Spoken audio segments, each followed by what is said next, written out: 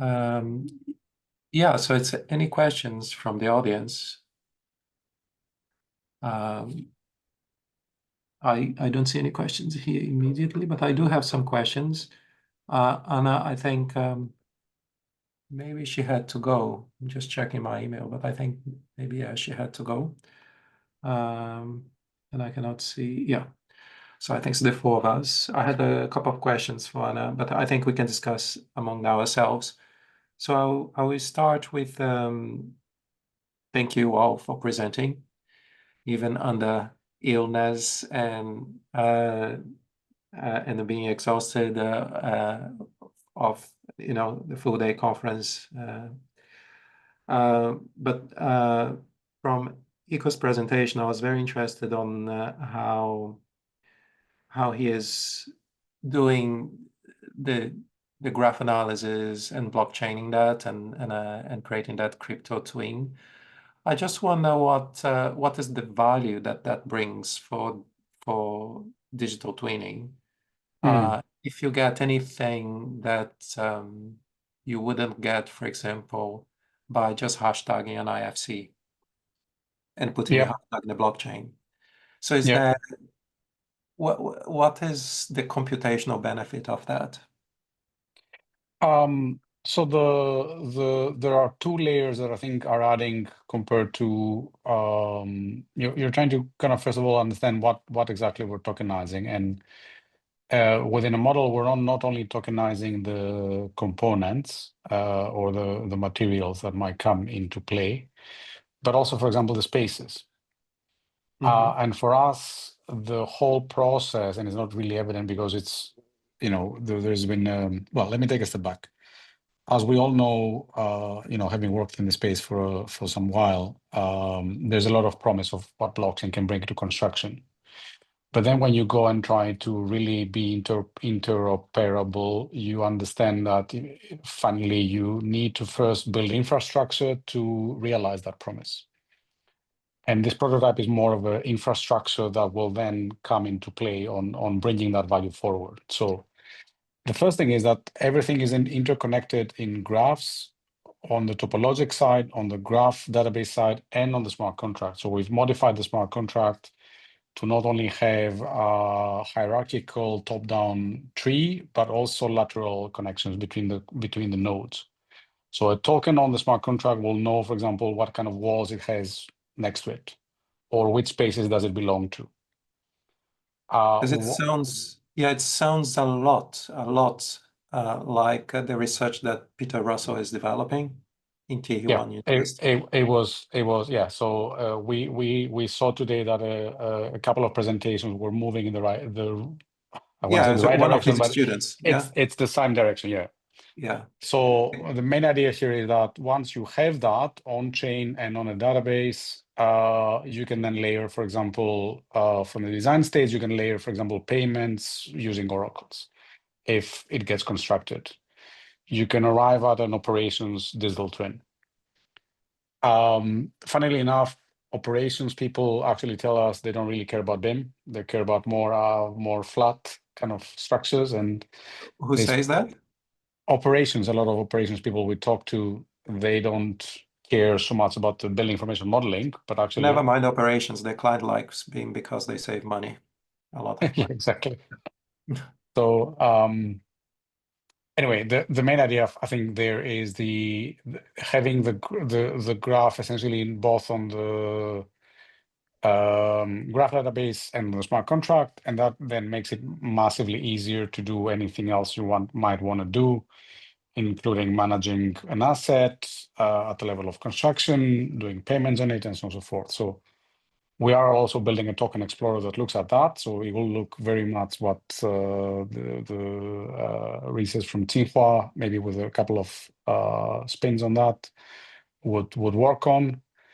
And our idea is to kind of offer the first, let's say, there's been research on blockchain-based CDEs that get turned into digital twins, offer it as an open source version, and other people can kind of come in, plug and play, and so on and so forth. That's why also the ontology the CBC is developing is interesting, right? So we should have a conversation about that because it's very closely aligned to that kind of idea. Yeah, it's the Yeah. aligning framework. The ontology would be the So aligning framework. yeah. So the value, I just to kind of recap, is building the infrastructure actually on top of which then you can do any kind of vertical service you would like to do with blockchain. Yeah, did you read Claudia's PhD, Claudia Jaskul's Yes, PhD? Yeah, of course, of course, of course, of course. yeah, because it's almost like a honey over the solution. Yeah. Yeah, it's a very, very good PhD. So Nina, that's amazing. It looks like it is a framework you can hang all sorts of things on. You know, there's Yep. graph, crypto digital twin. Yeah, so awesome. And then look, I really loved your presentation because it just shows how the interest for blockchain is emerging uh, in your generation. So I just wonder if you can talk a little bit more about your club in Italy, your blockchain society, and what's Yeah, going on yeah, there. sure. Thank you. Thank you for inviting me. This was a great opportunity also for to represent my association internationally. Recently, I had the opportunity in going to London for another conference, and I'm really enjoying participating in these international conferences because Italy is always viewed as like not an innovative country, and but I think that in young generations like I am, we can invert this trend. And so I founded this national association for students passionate about blockchain because I think that there is an enormous gap in the job market in Italy, especially for these innovative positions.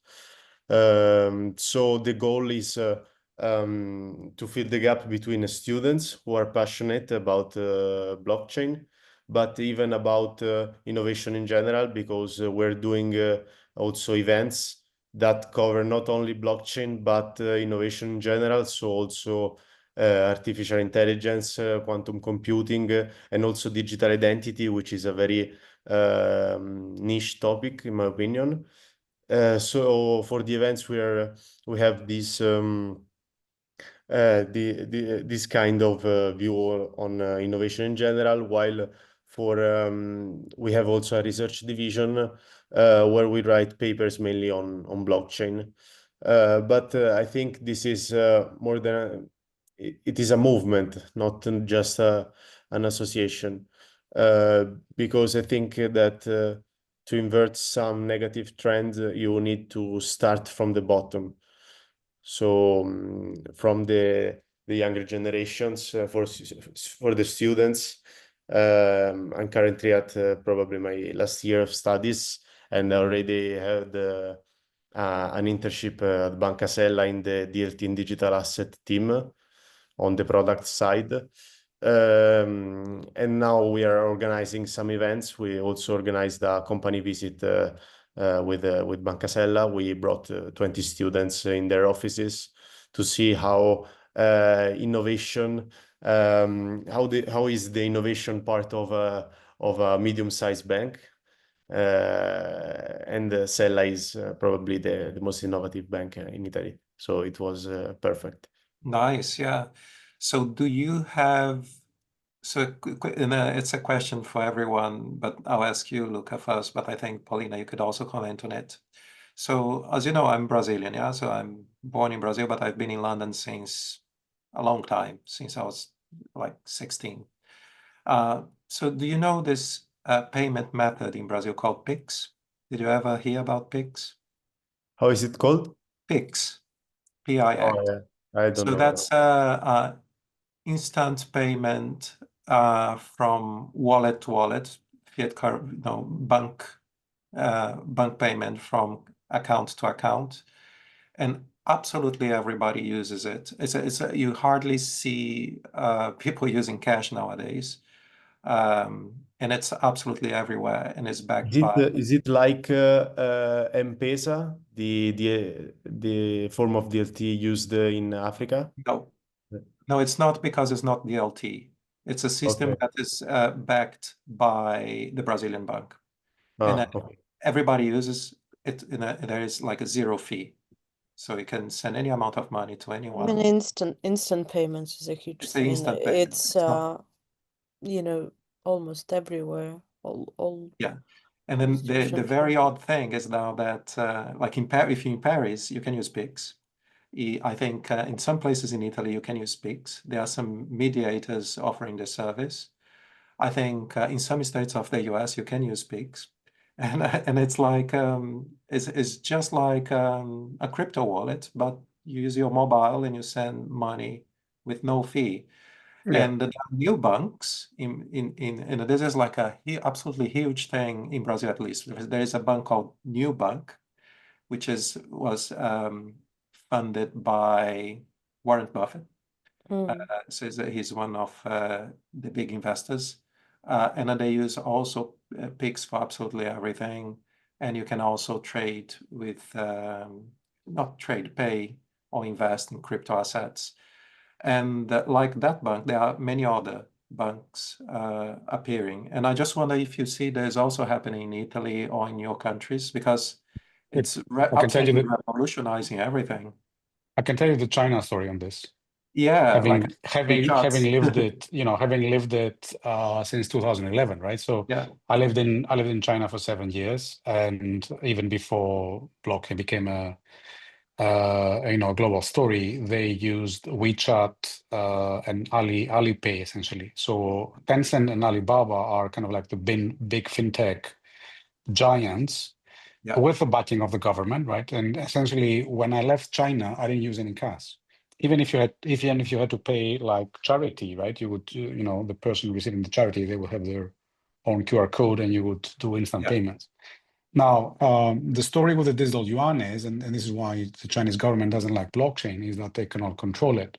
So blockchain is immediately a competitor to the digital yuan, and the reason why they want the digital yuan is not to control what happens in the country, but is actually to settle payments outside the country. So it's an expansionist policy from that point of view. And if you sign up to the digital yuan, you also, like if you're in Indonesia, for example, or Thailand, or any other kind of, or in Africa, which is one of the areas the Belt and Road system actually kind of tries to target, it's very easy for you to sign up on WeChat and Alibaba using a foreign bank account and use that to pay. And at some point, you will have essentially the digital yuan coming in, not with the DLT, but with the centrally managed ledger. So there you go. correct. Yeah. Yes, it's very interesting. I find this very interesting because there's almost like a dichotomy there, like do we need cryptocurrency or do we need something else? If we need the cryptocurrency, why do we need it? So Do you trust the government that we will always make the right decision? So if you ask a Chinese person, they will probably say yes. No, Would you say, no, I'm not, it's not a personal question, yeah, it's I not know. So I think we should have options. I think Yeah. having options and have concurrent systems is always a good thing. But Yeah. I think that ecology is not very clear to me yet. What are the concurrent systems? So that leads me to my question to Paulina, because you posing this case, you're posing this context and situation, and we can see that it is a challenge to improve that service, and improve that system, because there is very little incentive to change it. So my question then is, what is your call for action? What do you think we should do? Well, I don't have any call for actions. I actually don't care. There, as I told you, You do I care can. because you're talking about No, it. no, You no, have no. whole Like presentations you about it. can go to Dakota, for example, a fintech that has USDC, like Circle. I think it's on Solana, but I can't remember. Already under the hood. Opening bank accounts both for retail customers, but also I think for financial institutions who are looking for correspondent bank, can't find correspondent bank, but need an account in dollars. Here you are. You can go and open account with Dakota right away. They use stables under the hood, but you as a client don't care. You get your dollars in the end of the day, and you can accept dollars from American clients. It's a win-win. In terms of instant payments, it's slightly different story because we talk about one jurisdictions, and how instant payments work is just delayed settlement. Basically, what banks realize, why do we need to reconciliate our order books all the time if the transactions we're talking about are nothing, right? There is no instant payments for transactions of over, I don't know, $1 million, right? It's impossible. But if transactions are small in scale, we as a bank pose such small risk, and we can communicate with central bank afterwards and kind of merge these transactions and reach a new kind of status quo. Not a problem at all. That's pretty much why instant payments work and how it works. It's very different from what crypto is about and what you know cross-border is about. I doubt you can have this delayed settlement if we talk about cross-border, simply because too many jurisdictions involved and not that much trust, etc. But Yeah, you can argue there. yeah, I would, because there is, for example, there are some initiatives like the state of São Paulo in Brasilia. They are developing. They have a crypto project to hire consultants from anywhere in the world and pay them in cryptocurrency. Yeah. That Because- is, it also exists. Yeah. But you were asking what is the case for crypto, and especially if we talk about just jurisdiction, I'll tell you very straightforward case. Tax avoidance. Mhm. I hate paying taxes. I pay so much in taxes in the UK. Whatever lands in my bank account immediately gets published to the authorities. They have a lot of questions. My friend, she had a bit of messy story, but she was not a tax resident of the country in the EU where she was living. They blocked her account because of that. She lost all her funds, the access to funds, and I think she still haven't recovered. We're not even talking about evil Chinese government or evil Russian government. I'm from Russia. We talk about any regulated space. So banks do go bankrupt, right? I mean, fortunately, less of the common thing these days in the UK or in Europe, but it still happens. It's even more often situation in the rest of the world. How to insure against it? Crypto is a nice alternative. Because wallet doesn't have any responsibility to, as long as you remember your passphrase, your keys. You hold it. I actually really loved, somebody once made a comparison. Crypto is the closest to cash, and I really love it. Because if you lost cash, you lost cash. If you lost the wallet where cash lies, you lost it. But at the same time, it doesn't matter to you which, like consumer bank, retail bank operates. There is this is your physical kind of money, your physical assets. So and I don't know any alternative to crypto in that regard, like digitalized cash.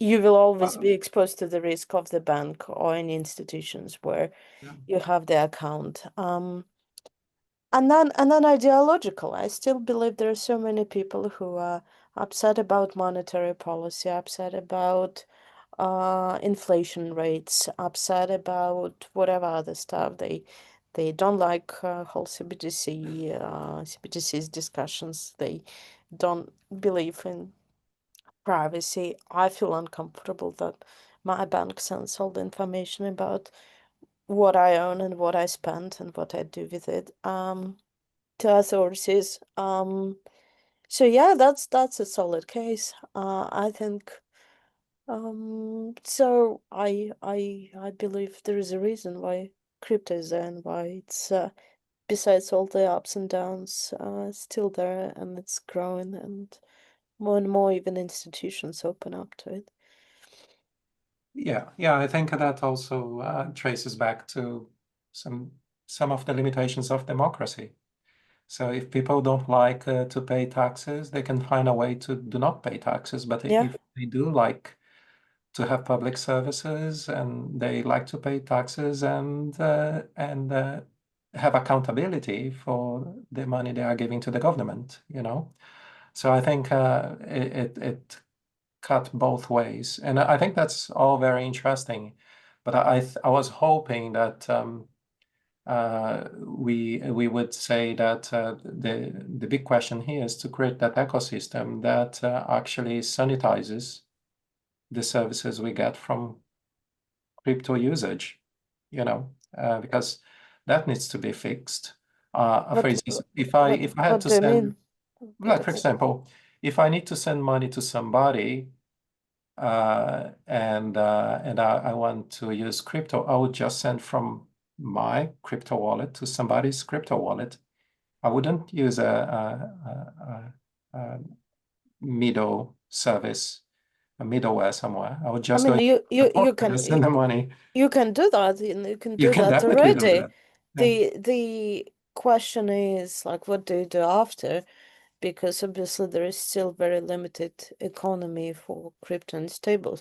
There are some companies that accept, crypto stables, but not that many. Yeah. Day-to-day expenses are still in stables. Savings, whatever, everyone has their own strategy towards savings. Investments, again, if you happy with crypto investments, you stay in the space. You don't need to go on and withdraw using on-ramp or ramp. If you're not happy and you want, let's say you have a different risk profile and you actually don't want to be exposed to all the crypto risk, well, you'll have to enter the regulated space of fiat, whether you want it or not. And then, yeah, it's not as easy and straightforward as just staying in the decentralized space, I'd say. But again, people are already doing it, and it's nice. Yeah. The question is not that you can do it or you can't, or whether it's a good experience or not. It's fantastic experiences. Sending stables to a friend was the best international transfer experience of my life. It was instant. It was basically free. But again, it's like we're not talking here about one individual experience. We're talking about what means and how this individual experience transforms into businesses and into product launches by financial institutions, and how it changes the current like regulatory framework, etc., etc. So again, if it's so convenient to do like person to person, then obviously there should be much more, and there should be an opportunity for businesses to do transactions like this without breaking the law, right? And staying in regulated space and yet using all these benefits. Having, business to consumer purchases like this, why not? If it's so efficient. But yeah, again, I think regulation is going to be the bottleneck, the biggest bottleneck there. Yes, yeah. Any questions from the audience? I see a few of you left that are like a few people. No one have any other questions? Maybe we'll draw to a close. Theo, it's great to know that you're back in the UK. I hope you had a wonderful time in Belgium and a return to It was. Luca, it's good to finally meet you. We chat in LinkedIn quite a bit. Yeah. Paulina, thank you for the presentation. So yeah, I just want to thank you all for contributing, for posing your perspectives and your lenses on the problematics of crypto and the blockchain tech. I think it's really interesting how blockchain technology itself is changing. Yeah, it's becoming something else. It's becoming a lot lighter, more nimbus, and more powerful. But fundamentally, it does offer something that is quite valuable, and I think we should learn how to build on that. So as I mentioned before, and I'm about to send an email after the conference closes, if you do have an interest to get more involved with what we are developing, the ontology theory that you mentioned a few times, Peter Russell in China is also interested in the ontology when I mentioned to him. When he is talking about architecture, topology, capture, and graphs and so on, I think we can develop a collaboration there. I think it would be very useful. And one thing that I was thinking to establish moving forward, especially next year, because we are getting more organized to have face-to-face events and so on, like we used to have before the pandemic. Right. It's to bring the hackathons back, especially now that we have vibe coding and all that going on, and we have this prototypical ontology that we can start to use. Bring this back to life. I can organize like spaces. So I have a few interested professors in Cambridge Engineering, in Imperial, and in my organization at UCL, so we can start to run those events again. If you want to host something, Theo, it would be great. So we can all go to Scotland. Yep. Hopefully in the summer. Yeah. No. If we're doing an event in Scotland, it will happen after April. So you don't need a long. Dry and sunny. Yeah. Or the other option is around Christmas, but that's an invitation for whiskey, and yeah. What do you mean? The event in April won't be about whiskey? It's a different taste. It's a different taste. When you're cold, when you're cold or you have a cold. Now you have that cold, Paulina. I think a little bit of whiskey will help. Yeah. Oh, I know. Don't need to tell me. I'm in hot toddy whole November. Quite enjoying. And we also developed some very good links with Delft University, as you know, Theo, and also with Politecnico di Milano and Turin, with Lavinia and so forth. We've been collaborating for quite a while now. So I'd like to bring this back to life. But as I mentioned before, I'm working on an absolutely massive project, possibly the biggest project in Europe, if not, and probably on the top 5 in the world. And it is just eating away all my time. So I'm not a professor at UCL sitting there and doing things when I feel like. I'm on the run all the time. So if students and other professors would like to collaborate and contribute, I can help to organize things, but I would ask you to take leadership in certain elements, if it's especially organizing things with the student groups and associations. There is a possibility that, as I mentioned earlier, that we will have our conference going back to Hong Kong at some point next year or the year after. So that would be amazing, because the community there, it's absolutely massive. and they come up with amazing tech. Every time they present papers in my 2 conferences and other conferences I attend, they really push the boundaries forward. And for the construction sites we visit, in both in Hong Kong and in Macau, they are really ahead of the game, particularly Hong Kong and Macau. I don't know the rest of China. So it's really admirable. And I think we can learn from that and bring this back home here to the UK. So this is, a call for people who want to collaborate. So if you want to host hackathons and so forth, would be very much up for that. And then the idea next year is to have this face-to-face conference. And so I think before Christmas, announce the conference call for next year, because next year will be peer reviewed, and we'll go through that process of have very well curated research for the conference. It's probably going to be a 2 or 3 days conference, and I might add a new batch of topics to that conference as well, very much related to digital twins, related to sovereign-less smart cities, and so forth. Once again, thank you very much for your time.